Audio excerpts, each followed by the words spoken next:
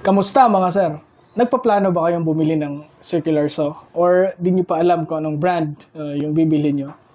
Well, this video may help you because today mga sir is mag-unbox tayo ng isang circular saw which is from Bosch. And then sa video ito mga sir is titingnan natin kung ano yung laman ng box niya, kung anong mga accessories meron siya. And then also mga sir, i-check natin yung gaano kalaki yung circular saw, yung dimensions niya, gaano kabigat. And then also mga sir, isa-isahin natin yung mga parts niya nakasama, kung anong functions niya, kung anong gamit niya dito sa circular saw na to. And also mga sir is i-share ko sa inyo kung saan ko siya nabili and magkano ko siya nakuha. And also lastly mga sir is itetest cut natin siya, kung titingnan natin kung gaano siya kaswabe mag-cut. Alright, so let's go mga sir. This circular saw is not sponsored by Bosch or any other store kung saan ko siya binili. Binili ko siya mga sir personally gamit yung sarili kong pera. Okay, let's go.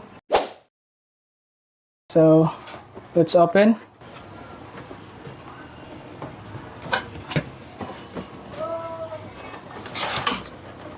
Yung naman makikita is this guide rail niya. Okay. And then, next is manual. Yung manual niya mga sir is makapal siya. Sign na din ng original tong item na binili natin, kasi pag once yung manual na is makapal, translated into different languages. So, isang sign na yun. Okay, and then also, sa package niya mga sir is, dito. Meron siyang kasamang blade, extra blade. May nakakabit na dito sa mismong item niya, and may extra pa siya na isang blade, which is from Bosch pa rin. Okay. And then, the item itself. Alright, ito. So mga sir, this is the Bosch JKS 190. At may power siya na 1,400 watts and 50 or 60 hertz with 6.5 amperes. Okay? Yung haba niya is approximately 320 mm. Okay? And then for the height is almost 290 mm. At yung lapad niya is approximately 280 mm. Okay? And sa blade naman niya mga sir, eto. Sa blade niya, yung diameter niya is 190 mm, and then sa bore hole, sa butas, is only 20 mm. And yung bigat niya mga sir,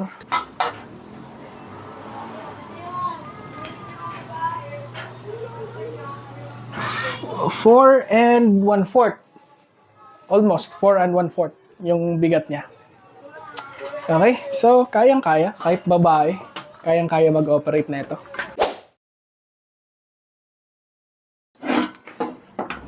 This one is the trigger. So, ito yung pipindutin natin para tumakbo yung ating circular saw.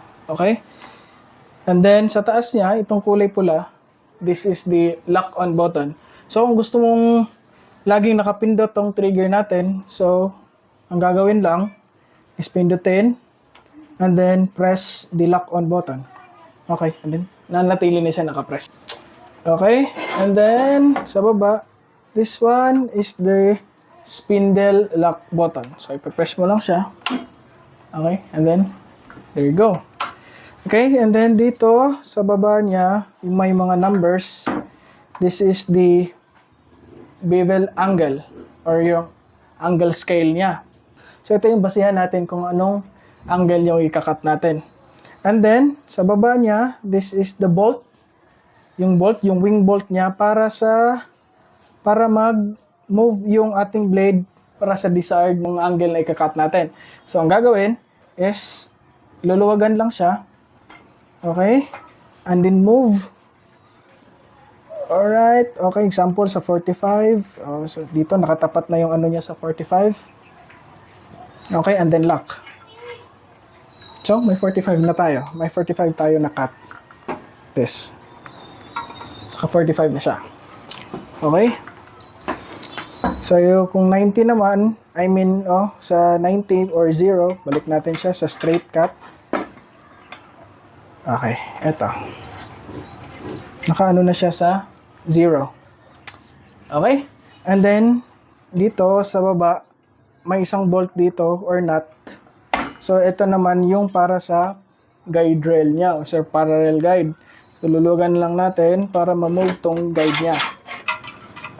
And then, sa gilid mga sir, is this guard dito, which is the retractable blade guard.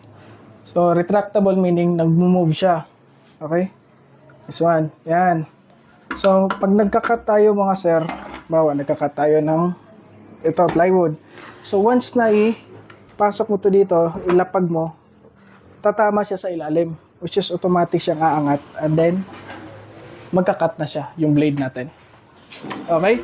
And then, pero may manual naman siya na knob para maangat yung guard niya, which is this one.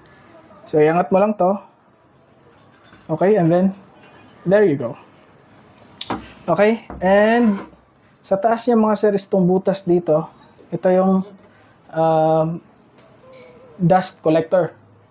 Meaning, dito lumalabas yung mga chips ng wood habang nagkakat tayo. Okay? So, dito naman tayo sa kabila. Dito mga sir, itong knob na to is ginagamit siya kung i-adjust yung cutting depth ng ating blade. So, luluwagan mo lang siya. Ayun. So, kusa na siyang nag-a-adjust like this. A-adjust na siya kung gaano kalalim yung ikakat natin. Okay? Ngayon naman mga sir, i-share ko sa inyo kung saan ko siya nabili. Online ko siya nabili sa Lazada sa flagship store ng Bosch, which is the Bosch Power Tools by BGE. And nag-research ako sa store na to mga sir. Binasa ko yung mga reviews nila. Okay naman, legit naman sila. At meron silang 98% positive seller ratings. And then may 104.3k followers sila. So legit dito, sasabi natin. And ito na nga yung presyo niya. Original price niya mga sir is 5,190 and then shipping fee is 95. So may voucher ako no, mabot ng 1,000 and then free shipping pa. So total niya is 4,190. So yun yung price na nakuha siya. And mabilis naman siyang dumating, mga ilang days lang. And finally mga sir, i-test cut natin.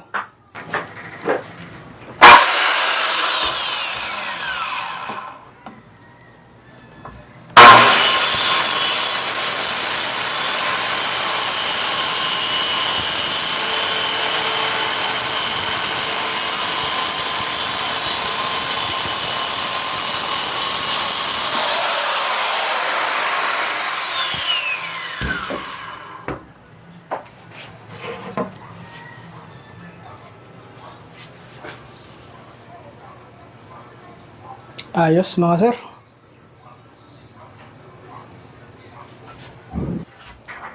So that's it mga sir for our first episode ng ating YouTube channel. So if you like this video mga sir, nakatulong man, so please like and subscribe.